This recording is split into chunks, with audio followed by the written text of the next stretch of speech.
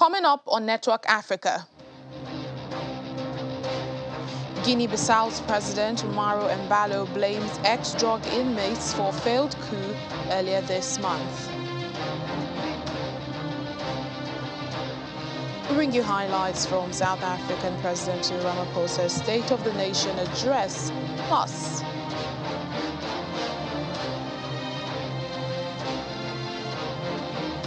Cyclone death toll jumps to 111 in Madagascar.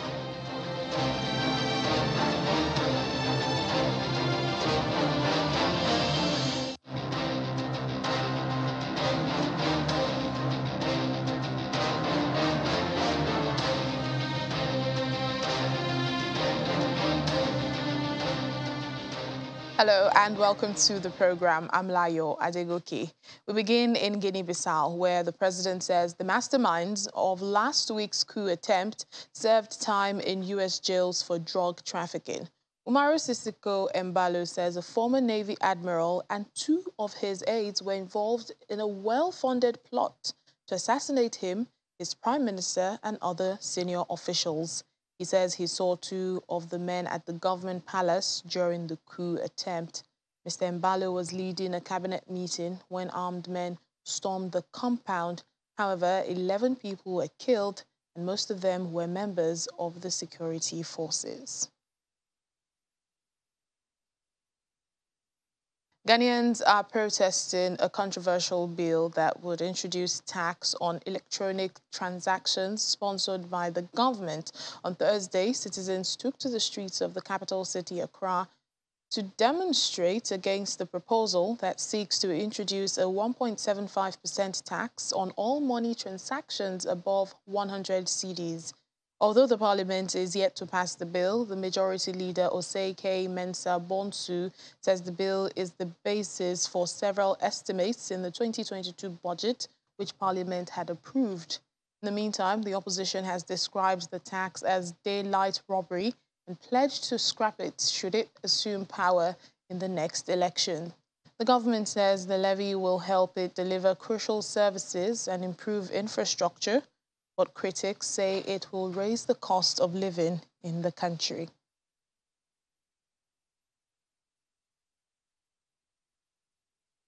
Well, South Africans finally got to hear the much-anticipated State of the Nation address from President Cyril Ramaphosa, with many expectations from businesses and citizens alike. The country, like many others, has been fighting the COVID-19 pandemic, which has further constrained the economy, and President Ramaphosa highlighted government's action plans to revive the economy and how the vaccination drive will ensure a return to economic recovery. Some of the key areas the president addressed included the state capture inquiry, the country's energy supply, the extension of the basic income grant, national security after the July 2021 unrest, and recent fire to the parliament building. For the first time in a democratic South Africa, the State of the Nation address was held at the Cape Town City Hall instead of the Parliament building after a fire broke out earlier this year at the chambers. President Cyril Ramaphosa, addressing the nation, highlighted key areas government is due focused on from the last State of the Nation address. We have given ourselves 100 days to finalize what I call a comprehensive social compact to grow our economy, to create jobs, and to combat hunger. We remain focused on the priorities we identified in the State of the Nation last year, they being overcoming the COVID-19 pandemic, a massive rollout of infrastructure, a substantial increase in local production, and employment stimulus to create jobs and support livelihoods, the rapid expansion of our energy generation capacity. President Ramaphosa also highlighted the challenges the country is facing from the COVID-19 pandemic, the high unemployment rate, the unreliable electricity supply, amongst others. One of the key challenges has been that of corruption in government, and the president further emphasized on his desire to tackle this challenge. None of our efforts to revive our economy will succeed if we do not tackle the scourge of corruption once and for all. My responsibility is to ensure that the Commission report is properly and carefully considered and then acted upon.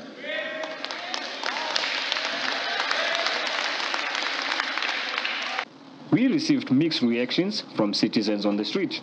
I think everyone was just looking forward to hearing about the 350s, and I'm happy that he actually extended the 350s. I think so far that was the only thing that people were looking forward to, especially unemployed people, because there are no jobs. For me, it's one and the same thing all these times.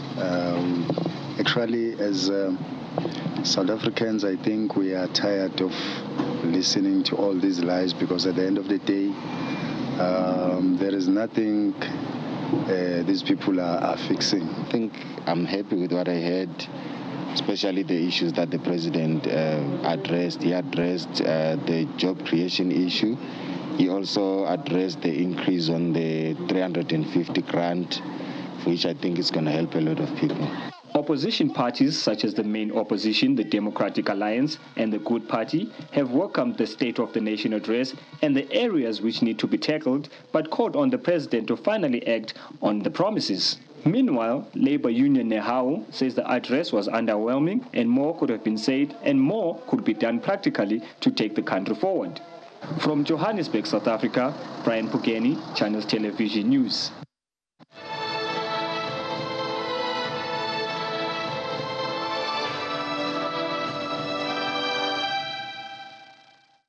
The Director General of the World Health Organization, Dr. Tedros Ghebreyesus, and the Belgian Minister of Development Cooperation, Ms. Myriam Kitter, are on a two-day visit to various vaccine-related sites around Cape Town in South Africa. The delegation is hosted by the Department of Science and Innovation, the Department of Health, and other partners. The visit is focused on the mRNA vaccine technology transfer hub and ongoing vaccination initiatives, including the mRNA hub at Afrigen, genomic sequencing at the Biomedical Research Institute, and the fill and finish facility at BioVac. Dr. Tedros paid a visit to President Ramaphosa at the presidential office at the Jenna-Dendalm to engage with the president in his capacity at the African Union COVID-19 champion. Dr. Ghebreyesus also commended South Africa's capability in this regard. We chose South Africa at the center as a global hub. The idea is to build global capacity, especially in countries, low-income countries, to have their own capacity, so the equity issue is addressed in the future. This will not be just for COVID. I mean, the mRNA technology will be good for HIV, malaria, TB, so this is an investment.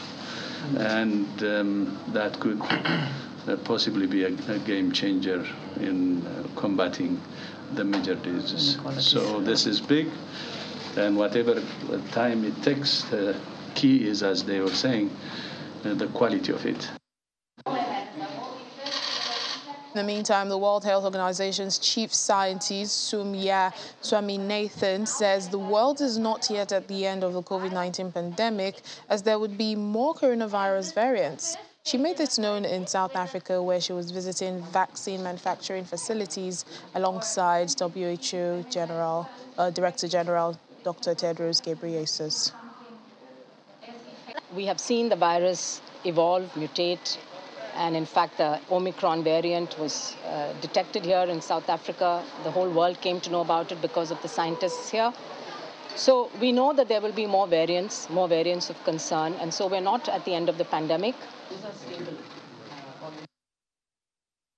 Africa is on the track to end the disruption caused by the COVID-19 pandemic in 2022, almost 2 years after the continent identified its first case. Well, this is according to the World Health Organization Regional Director for Africa, Matshidiso Moeti.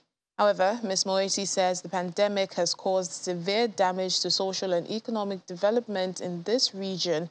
According to WHO data, the African continent has witnessed 4 waves of the COVID-19 infection over the past 2 years, each with higher peaks and more total new cases than the previous one, with African countries' epidemic prevention and control measures becoming more effective.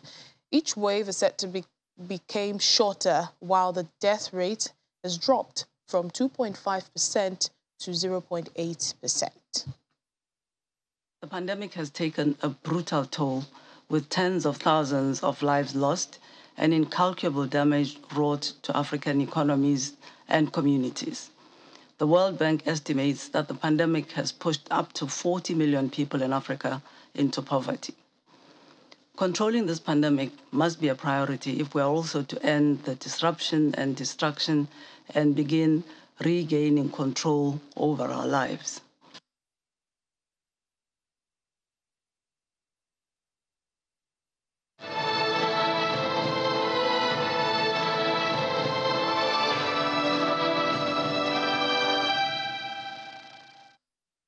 The foreign minister of the breakaway Somali region, Somaliland, is still on his trip to Taiwan, speaking about the sovereignty and freedom of his nation with regards to bilateral relations.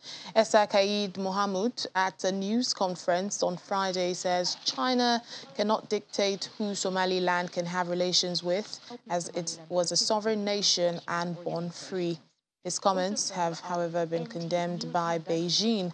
Somaliland broke away from Somalia in 1991, but has not gained widespread international recognition for its independence.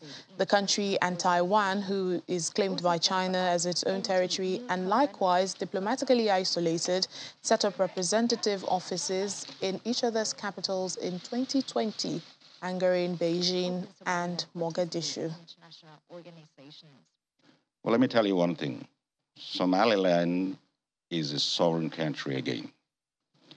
Nobody can dictate Somaliland who and what and how far they can get into bilateral relations with other countries.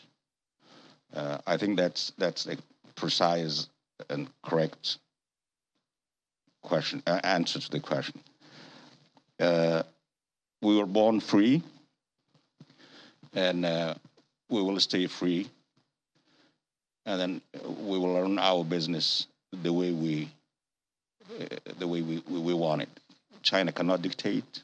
No other country can dictate who we are going to be. The World Food Programme's top official in East Africa says his organization is proceeding on a no-regrets basis in response to the drought in the region, which has been causing massive loss of livestock, crops, and also forcing people to move from their homes in search of humanitarian aid. Speaking to reporters via teleconference from Nairobi, Michael Donford, WFP's regional director for East Africa, said past experience has proven that it is often too late by time for humanitarian activities to launch. This drought is causing massive loss of livestock, failed crops, and people are being forced to move from their homes in search of humanitarian assistance. We are proceeding on a no-regrets basis. We've learned from the past that if we wait to launch humanitarian activities, often it is too late by the time it starts. When you have these three shocks and stressors coming together simultaneously, it's putting an enormous amount of pressure on food security, particularly across the region. We estimate that there are 60 million people across the Horn currently who are food insecure.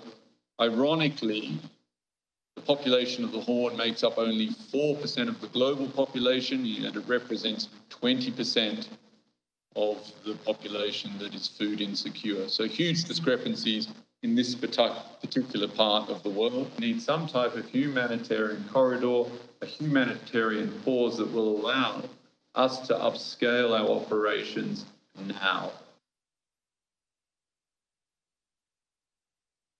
Still ahead on the program.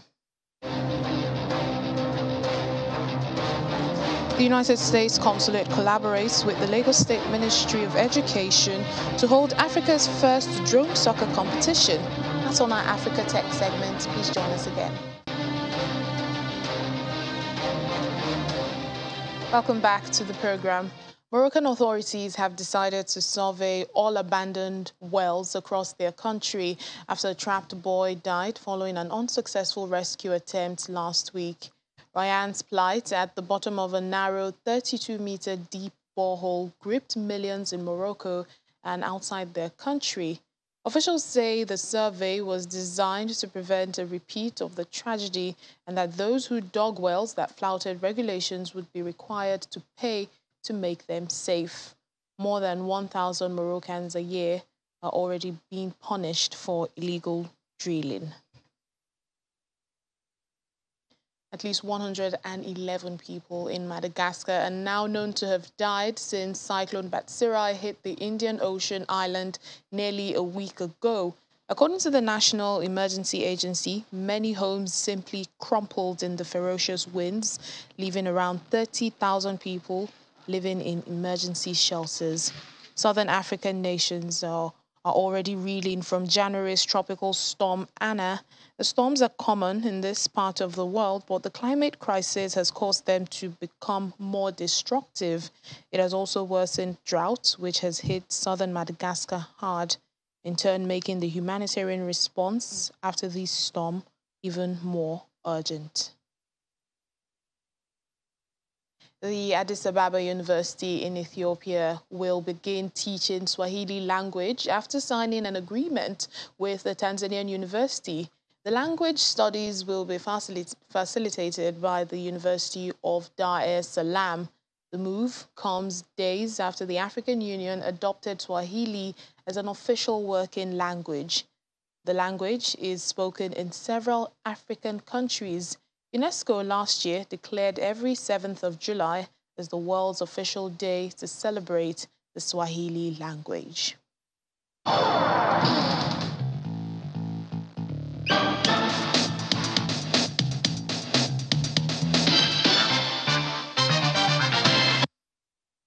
Welcome to our Africa Tech segment. The United States Consulate, in collaboration with the Lagos State Ministry of Education and the Global Air Drone Academy, has hosted Africa's first drone soccer competition in Lagos State.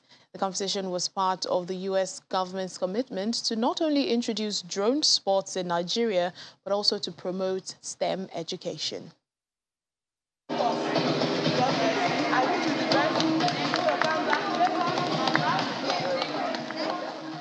This Africa Drone Soccer Challenge is the first in Nigeria and the continent organized by the United States Consulate in Lagos.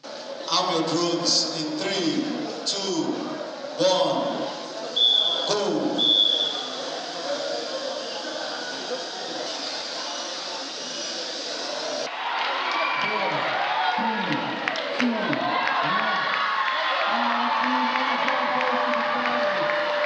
71 student teams from high schools across Lagos Education District 1 submitted video applications for the program, but only 8 were chosen to compete in the tournament. The aim of the competition is to introduce drone sports in Nigeria, starting with underserved communities of Agege, Alimosho, and Ifako-Ijaye. And really what we focus on is bringing STEM, science, technology, engineering, and math into the classroom. And not only that, but training teachers how to bring that. We gave lesson plans to the teachers. We gave them a bit of a drone, a small drone, to really show to their students how they can program a drone.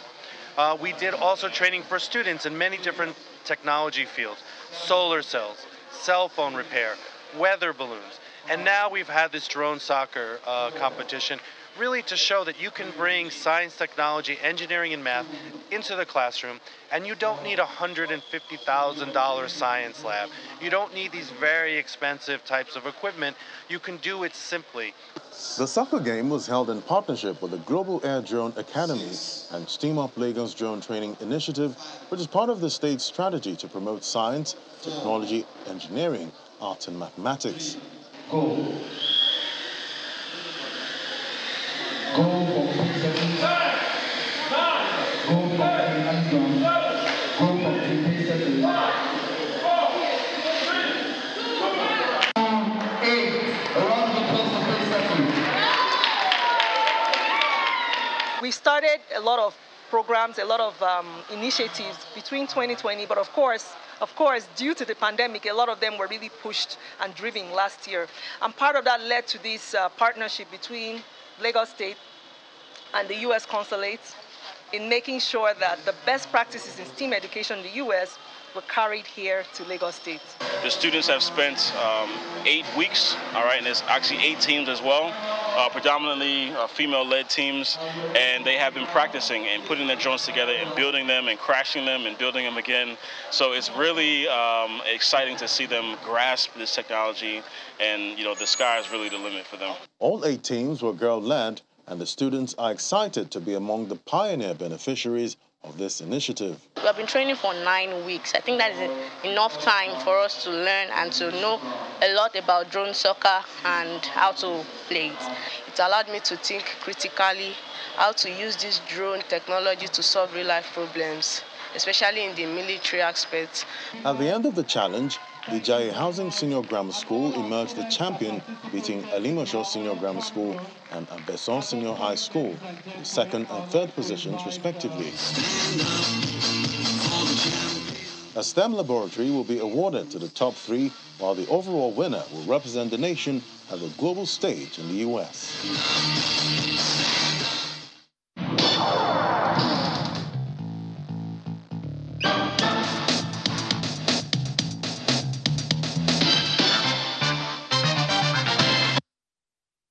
Well, let's take you back to one of our top stories for today. Ghanaians protesting a controversial bill that would introduce a 1.75% tax on all money transactions above 100 cedis. We have joining us Maxwell Agbagba, Joy News TV correspondent, for more on this. Hello, Maxwell. Thank you for speaking to us. Help us understand this e-tax bill and why some Ghanaians are against it. Yes, Tenny, as you rightly mentioned, the electronic transfer levy is of 1.75%, which was introduced in the 2022 government budget, statement. The sender, we're told, will pay the levy, meaning the receiver shall receive the full amount, as expected. And the levy is actually charged on the value of the transfer above 100 Ghana cedis per person on daily basis.